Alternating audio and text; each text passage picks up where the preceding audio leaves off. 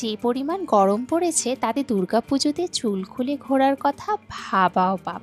তাই আজ তোমাদের জন্য একটা ইজি হেয়ার স্টাইল শেয়ার করব।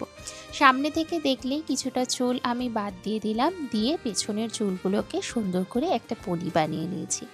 এরপর পনিটেলের উপরের সেকশন থেকে হাফ মতো চুল নিতে হবে, আর তারপর একটু হাত দিয়ে ঘুরিয়ে রাবার ব্যান্ড দিয়ে আমি সিকিওর করে নিচ্ছি। সো সরি, এখানটাতে আমার ক্যামেরাটা না একটু ঘুরে গেছিলো, কিন্তু আমি যেহেতু দেখতে পাচ্ছিলাম না তো তাই বুঝতে পারিনি।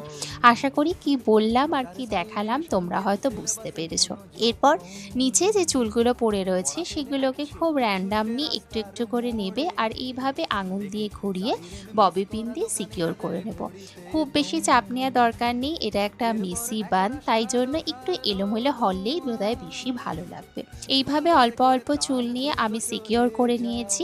এবার সামনে যে চুলটা আমি আগে থেকে ছেড়ে রেখেছিলাম সেটাকেও অল্প করে এইভাবে নিয়ে হালকা একটু মুড়িয়ে আবার ববি পিন করে নিয়েছি।